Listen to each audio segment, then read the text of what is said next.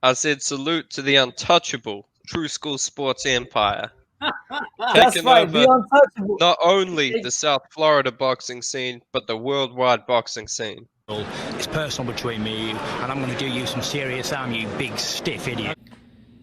The untouchable True School Sports Empire proudly presents something the boxing game's been missing. Hey, what's going on? It's your boy BT, and I came here to talk some boxing with the thousands of True School Sports subscribers. Now, y'all can save the date. It'll be January 14th. It'll be a momentous occasion as we open up 2023 with what figures to be a entertaining heavyweight fight. You know, two guys that I would definitely say, if you were to rate the top 10 hardest punchers in the heavyweight division, these guys would definitely both crack that list. And it'll be Efe Ajagba taking on Oscar Rivas. Now, really good fight. As it stands right now, neither one of these guys is ranked top 15 in the sanctioning organizations. But, however, I think whoever wins this fight will probably get ranked. They'll probably crack the top 15 or get close to the top 15. And it's a win that'll really put one of these guys' careers in the right direction, because both these guys, whether it be for inactivity or losses, have had their careers halted from one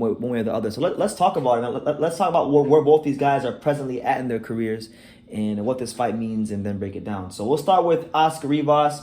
You know, Oscar Rivas is the first ever and maybe the only WBC Bridgerweight champion. This will be his first fight since that great fight last October when he fought the very tough, very game, very dangerous Ryan Ruzicki, and he won the WBC Bridgerweight title. But for whatever reason, I don't know what it is, the Bridgerweight division seems to not be a thing anymore.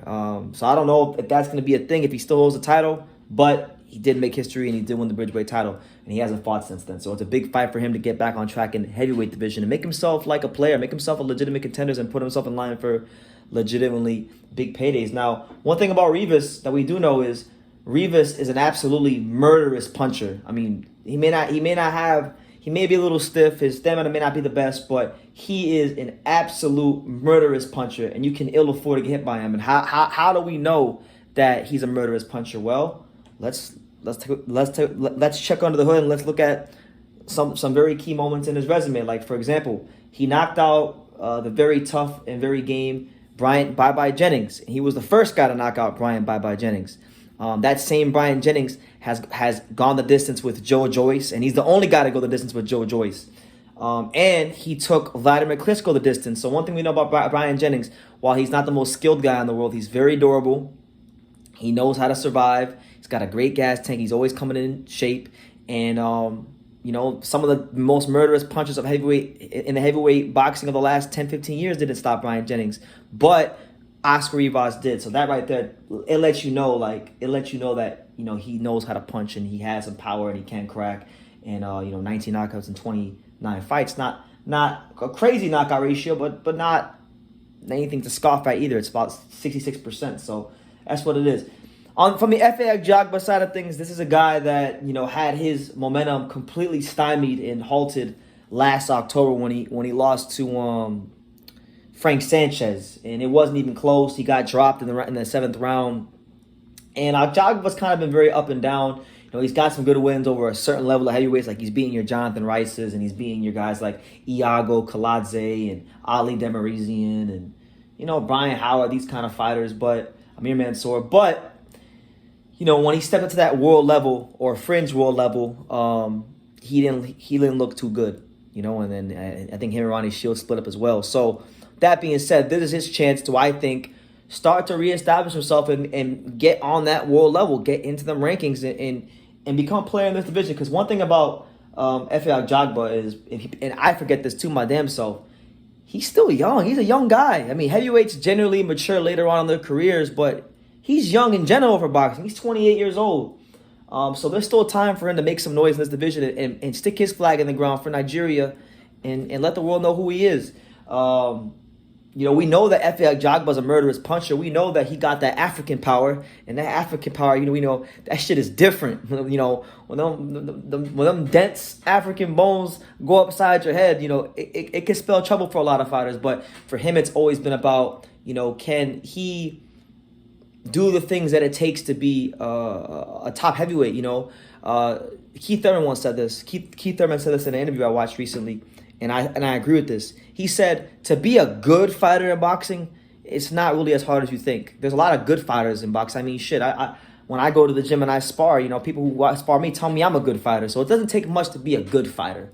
But to master boxing is a lifelong mission that few fighters that put on gloves ever accomplish. I mean, you're only talking about a select people that master the art of boxing. Your Sugar Ray Leonards, your Tommy Hearns, your Romo Gonzalez's, your Floyd Mayweather's, these kind of guys, that caliber of fighters, you know, the great ones. So he's got to continue to work at his craft. And I think this is going to be a great test here because, you know, he's coming into the fight as the taller, rangier man. He's got an 85-inch reach.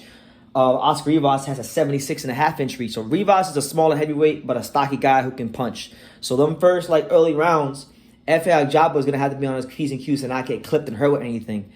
And he's going to have to try to create openings and use that jab. Use, you know, that long lead left hand, the jab, use the probes, feint him. And then once you see the openings, drop that right hand in there and do what you did. Do what you did to Rivas. Do to Rivas what you did to Brian Howard. Because, man, if y'all don't remember, Ajagba had that highlight reel knockout when he about a year or two ago when he fought Brian Howard. He hit him with a right hand so hard he turned that boy in a 90-degree angle. You know, he basically sent him home with the right hand. Literally, like he was standing, like, imagine if you were facing me and you punched me in the face and I turned like halfway around. That's what he did with the right hand. So this is a great fight. Puncher versus puncher. Two guys with Olympic amateur pedigree. You know, Rivas was a Colombian Olympian.